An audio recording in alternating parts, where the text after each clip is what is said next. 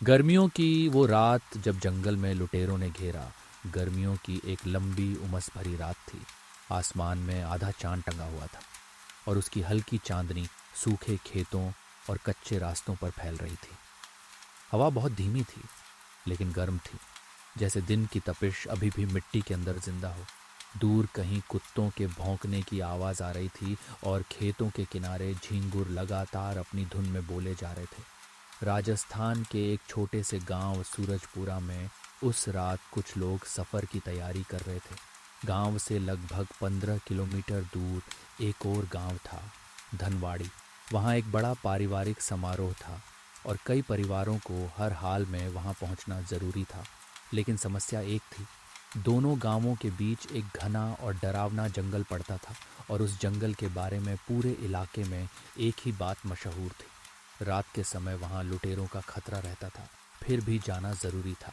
गांव के बाहर कच्चे रास्ते पर उस रात 3 बैलगाड़ियां खड़ी थीं। बैल शांत खड़े थे, उनके गले में बंधी छोटी छोटी घंटियां कभी कभी हल्के से बज जाती और रात की खामोशी में उनकी आवाज़ दूर तक गूंज जाती। उन गाड़ियों के पास खड़ा था एक युवक, राघव चौधरी।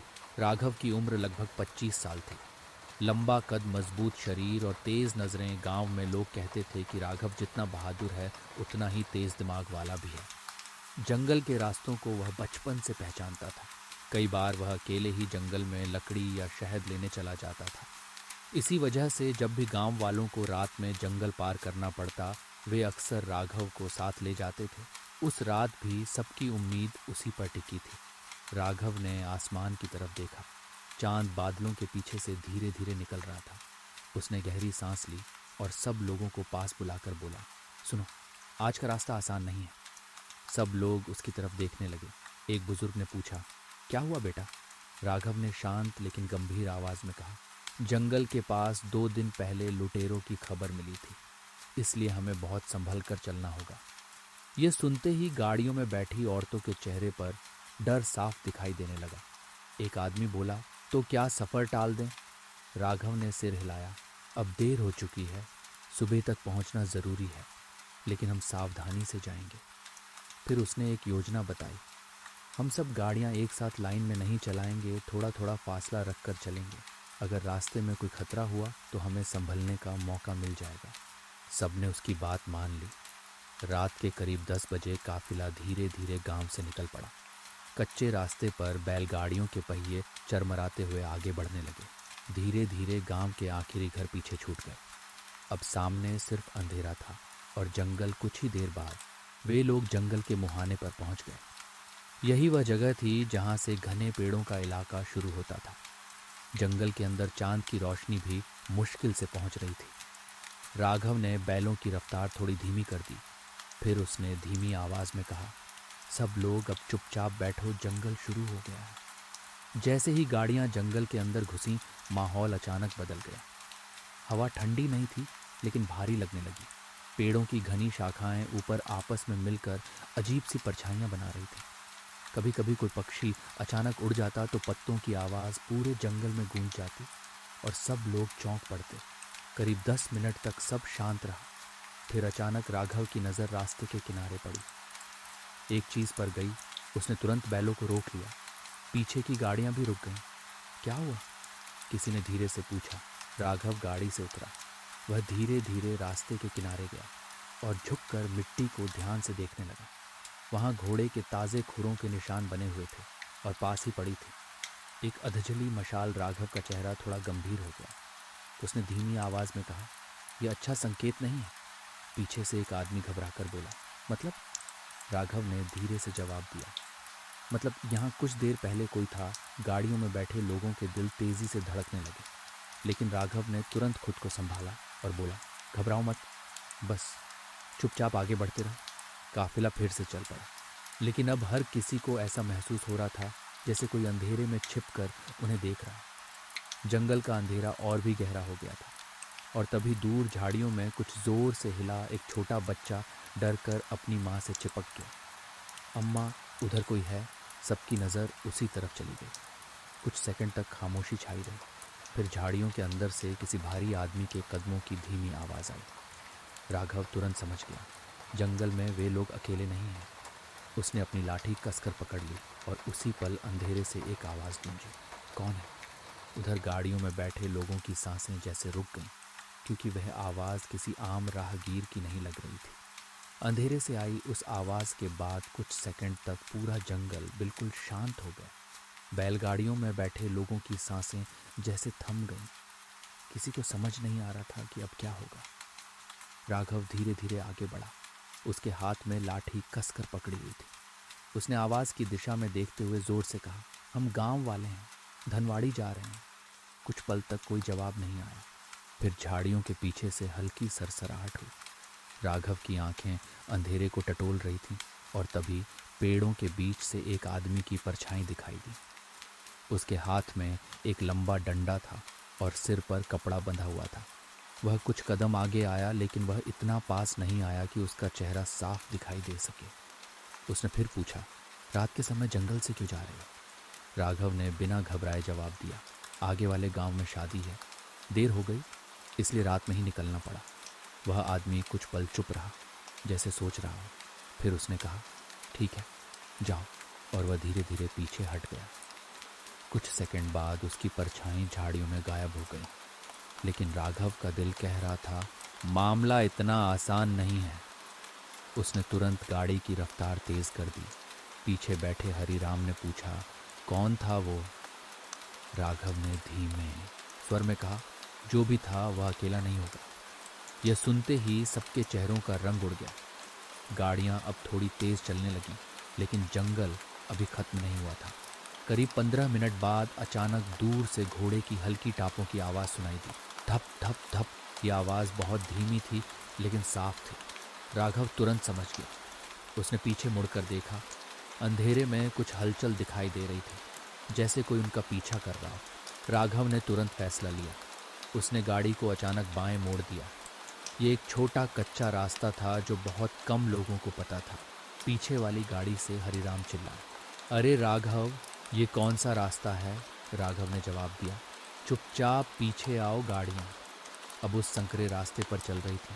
दोनों तरफ कांटेदार झाड़ियाँ थीं।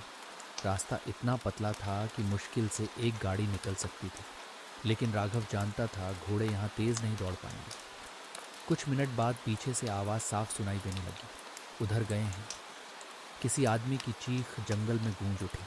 अब सबको यकीन हो गया, लुटेरे सच में उनके पीछे हैं। गाड़ियों में बैठे बच्चों ने रोना शुरू कर दिया। औरतें भगवान का नाम लेने लगीं। राघव ने जोर से कहा, कोई आवाज़ मत करो। लेकिन तभी अचानक एक बड़ी समस्या खड़ी हो गई। काफिले की आखिरी गाड़ी का पहिया एक गहरे गड्ढे में फंस गया। गाड़ी अचानक रुक गई। अरे अरे, गाड़ी वाला आदमी घबराकर चिल्ला उठा। राघव तुरंत पीछे दौड़ा। उसने देखा कि पहिया आधा कीचड़ में धंस गया है। अगर गाड़ी यहीं रुक गई तो लुटेरे उन्हें कुछ ही मिनट में पकड़ लेंगे। पीछे से अब घोड़ों की आवाज़ और तेज हो रही थी। धप धप धप। राघव ने तुरंत कहा, सब लोग नीचे उतर जाओ। सब आदमी गाड़ी से उतर गए। जोर लगाओ, राघव चिल्लाया। सबने मिलकर गाड़ी को धक्का लगाया, लेकिन पहिया हिला भी नहीं। उसी समय जंगल में एक आवाज़ गूंजी, इधर है। लुटेरों को शायद उनके निशान मिल गए थे। अब उनके पास बहुत कम समय बचा था। राघव ने बैलों की रस्सी पकड़ी और जोर से कहा। भोला जोर लगा। बैल ने पूरी ताकत से झटका मारा और उसी पल गाड़ी का पहिया कीचड़ से बाहर निकल आया। सबने राहत की सांस ली। जल्दी बैठो, राघव चिल्लाया। गाड़ियां फिर तेजी से चलने लगीं, लेकिन अब खतरा और बड़ा होने वाला था, क्योंकि सामने जंगल का वह हिस्सा आने वाला था जहां से सिर्फ एक संकरी घाटी गुजरती थी, और अगर लुटेरे वहां पहुंच गए तो बच निकलना लगभग नामुमकिन था। गाड़ियां फिर से चल पड़ी थी, लेकिन अब सबके दिलों की धड़कन पहले से कहीं ज्यादा तेज थी। पीछे से घोड़ों की टापें लगातार पास आती जा रही थी। धप धप धप। जंगल की खामोशी में यह आवाज़ डर को और बढ़ा रही थी। राघव सबसे आगे गाड़ी हाँक रहा था। उसकी आंखें रास्ते पर थीं, लेकिन दिमाग तेजी से सोच रहा था। उसे पता था कि आगे जंगल का सबसे खतरनाक हिस्सा आने वाला है। वह जगह थी पतली घाटी का रास्ता। यह रास्ता दो ऊंची पहाड़ियों के बीच से निकलता था। रास्ता इतना संकरा था कि एक समय में बस एक ही गाड़ी निकल सकती थी। अगर लुटेरे वहां पहुंच गए तो काफिला फंस सकता था, लेकिन राघव के दिमाग में एक योजना बन रही थी। कुछ मिनट बाद दूर अंधेरे में उसे वही घाटी दिखाई देने लगी। उसने पीछे मुड़कर आवाज लगाई। सब लोग ध्यान से सुनो। पीछे चल रहे लोग उसकी तरफ देखने लगे। राघव बोला, घाटी आने वाली है, हमें बहुत जल्दी पार करना होगा। कोई भी गाड़ी बीच में नहीं रुकनी चाहिए। सबने सिर हिलाया, लेकिन तभी पीछे से एक तेज आवाज आई, रुको। यह लुटेरों की आवाज थी। अब वे काफी करीब आ चुके थे। अंधेरे में 4-5 घुड़सवारों की परछाइयां दिखाई देने लगीं। गाड़ियों में बैठे लोगों के चेहरे डर से सफेद पड़ गए। एक आदमी घबराकर बोला, वे आ गए। राघव ने तुरंत बैलों को जोर से हाँक दिया। चलो। बैल तेजी से आगे बढ़ने लगे। पहली गाड़ी घाटी में घुस गई। दोनों तरफ ऊंची चट्टानें थीं और बीच में कच्चा रास्ता।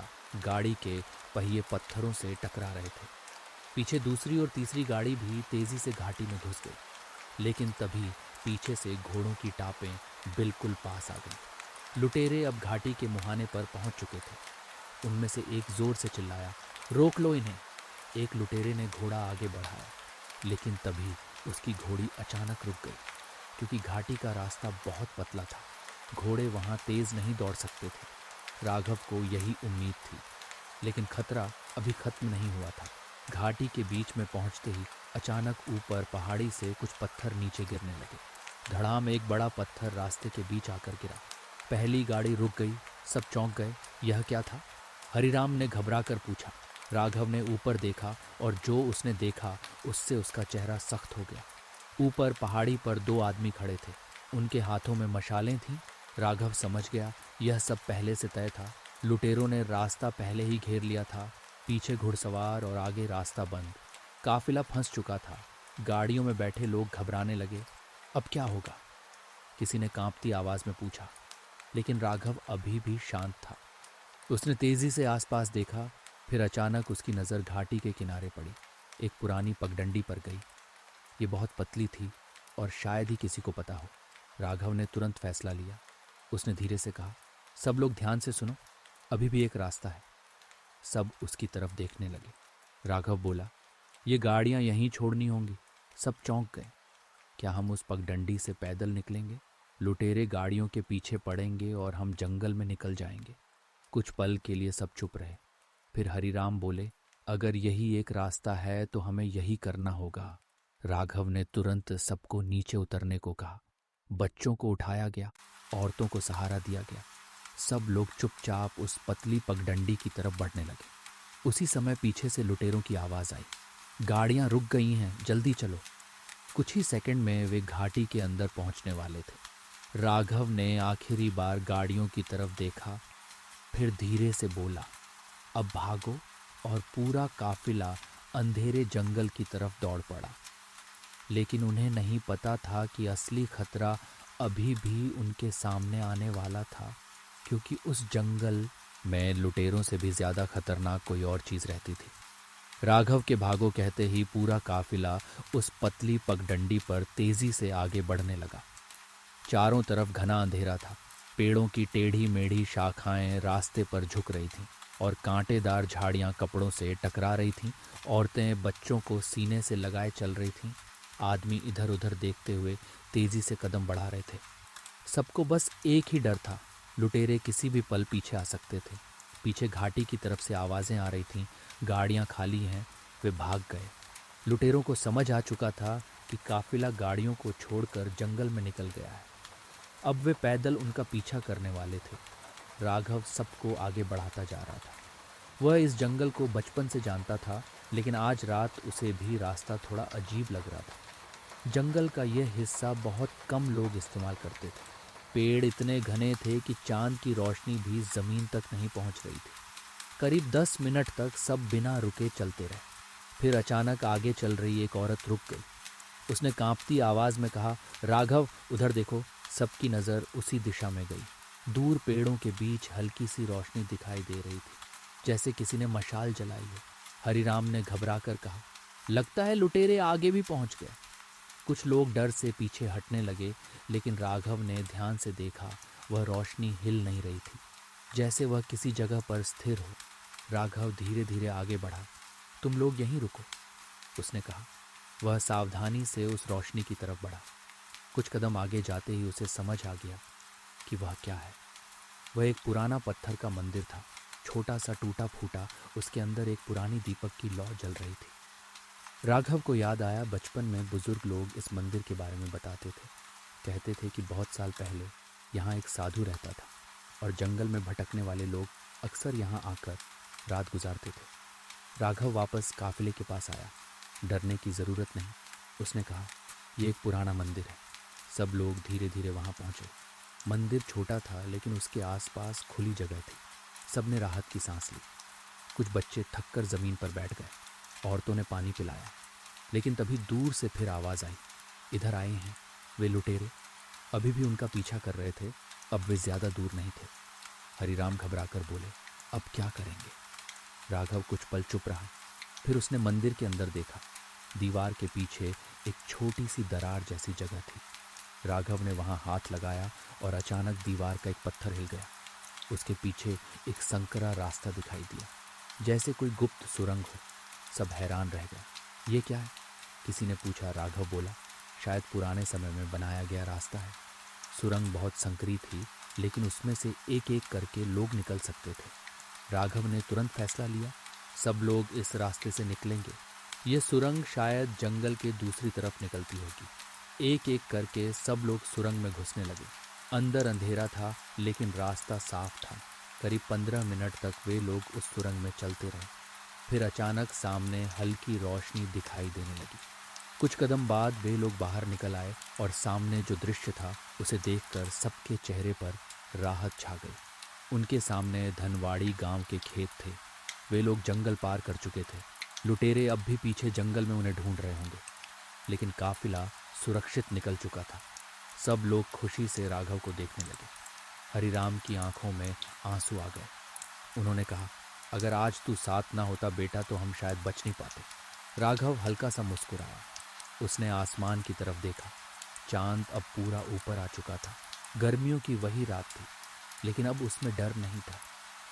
उस रात के बाद सूरजपुरा और धनवाड़ी के गांवों में एक कहानी बहुत मशहूर हो गई। लोग आज भी कहते हैं, उस गर्मियों की रात जब एक युवक की समझदारी ने पूरे काफिले की जान बचा ली।